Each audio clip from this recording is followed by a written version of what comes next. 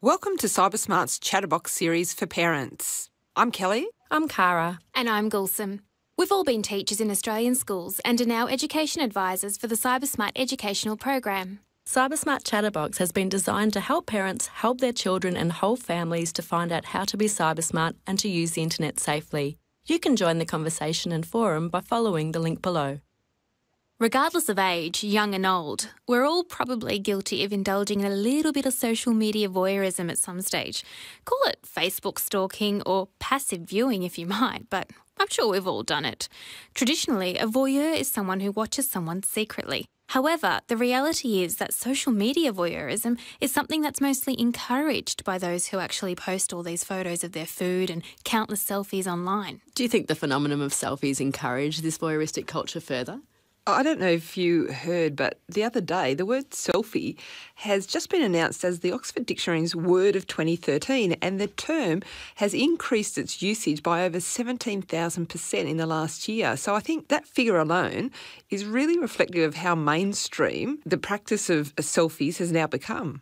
And for anyone who doesn't know what a selfie is, it's typically a self-portrait taken with a camera phone or a device of some sort, usually at arm's length and usually with an accompanying duck pout.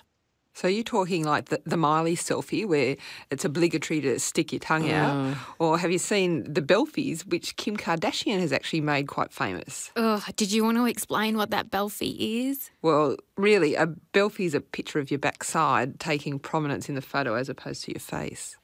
Well, some people actually view this whole phenomenon of selfies as actually proof of cultural or generational narcissism or moral decline. Yet, if you think about it, historically, having self-portraits taken was just something that people did. And really, today, we're just continuing that on. I think mobile phones and technology have just actually made selfies much more accessible. And much more fun. Selfies are about self-exploration, they're about expression, and they're about documentation.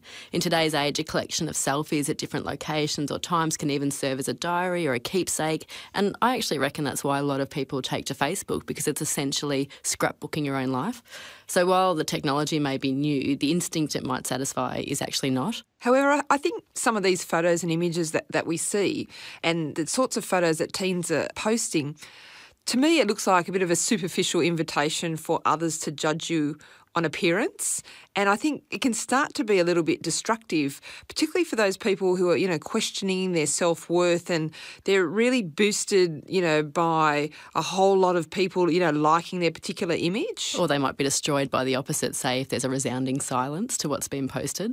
So if kids are posting selfies and other pictures of themselves online for validation, as you say, can the same be said about sexting as well? Or are the motivations behind sending a sexually explicit picture of yourself to someone a little bit more different than posting a selfie? I think definitely there's a real difference, and we know that one of the main reasons kids generally send a sexed sort of photo is because they're in a relationship, or it might be that they'd like to be in a relationship with someone, so they send a picture of themselves, or they might just want to further that relationship. While sharing suggestive images or text messages may seem like innocent flirting or be funny for young people, it can actually have serious social and legal consequences. And it's the ease and the speed of the sharing which reduces the necessary reflective thought. We know that a quarter of 16 to 17-year-olds have actually shared something that they've later regretted. So based on those legal consequences, a person who creates, possesses or distributes sexually suggestive images of minors may actually be breaking the law. Although some states are currently working towards updating these child pornography laws, currently as it stands, it's all a little complicated. And I think the central question is really distinguishing between the sexual threats of a genuine pedophile as opposed to teenage sexual curiosity. When we relate it back to young people and focus on incidents that may have gone wrong between boyfriend and girlfriend, we often shame the sender, and there's not really much focus on the person that has distributed the image. So it's an interesting point that you've made, but how does a flirtatious photo turn from just a bit of fun into a potential crime or something that significantly impacts on all the parties that are involved? Well, it can be hard for young people to anticipate the potential outcome of sharing these provocative pictures, especially when they really do trust the people they're sharing them with. So once images and messages are sent, they can often spread really quickly. If an image is posted online, it can almost be impossible to remove it or to control access to it, and this can really affect the person depicted in the picture.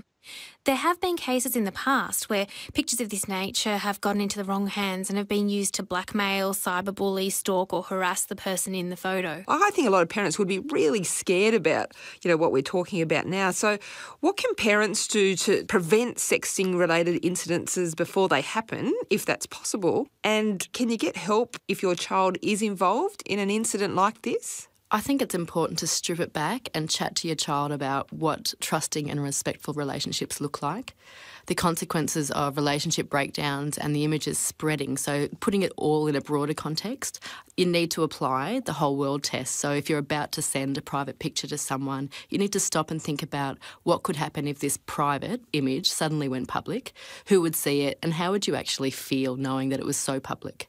And if your child has been involved in a sexting incident, I think the first thing to do is just stay calm. Ask the person who's received it or sent it around to delete the image. And if it is posted online, it's best to report it so that it can be removed.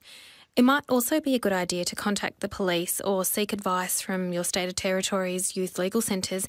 And also remember, it's really important to look after your child's mental health. Even a simple phone call to the kids' helpline to chat about the issues that are emerging will ensure that your child knows that he or she has some external help there available as well. So we've been talking about how photos can actually be permanent once we post them online, and I think it's really important to get the message out that you post a photo, you post text, and you might as well put your hands up in the air. You are relinquishing all control of the image.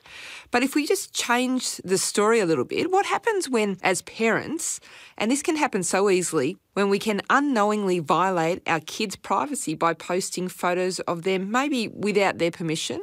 Well, recently a quite famous landscape photographer with a huge following posted a beach sunset photo that featured a silhouette of his teenage daughter performing a handstand.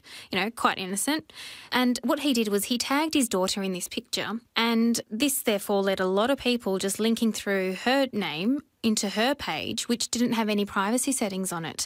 This young girl got absolutely inundated by strangers who decided it was okay to make heaps of inappropriate comments about her body and her social life. So, in reality, this father who innocently linked to his daughter's page didn't even think twice about it, and he ended up being responsible for shifting a massive amount of mostly negative attention to his daughter's pictures. So he didn't actually do anything wrong, but it was an innocent action that led to quite an unpleasant reaction. As a parent, it raises that question, how do we model positive online behaviour and where do we draw the line when it comes to sharing images of our kids? That is actually quite a hard question to answer, and that will probably vary for each family. So instead of setting hard and fast rules, I think it's important just to establish your own boundaries. The easiest way to do this might just be to apply the whole world test. So, if this image or action was to be seen by every single person in the whole world, would I still post it? Or will my child be embarrassed by this if every single person in the whole world saw it?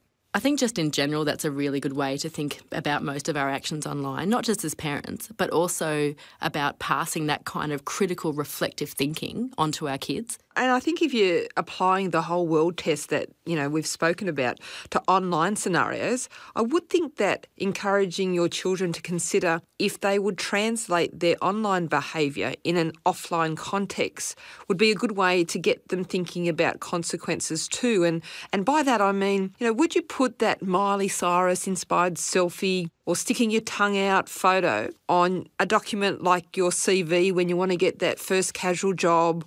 Or do you put it on the billboard that everyone will see on the freeway to the airport? And if the answer's no, there's your answer. It's probably not a good idea to post it on your public profile either. Definitely. Well, there's some good tips there. If you'd like further information about online issues or just some basic conversation starters to talk about these issues with your kids, please visit our website on www.cybersmart.gov.au.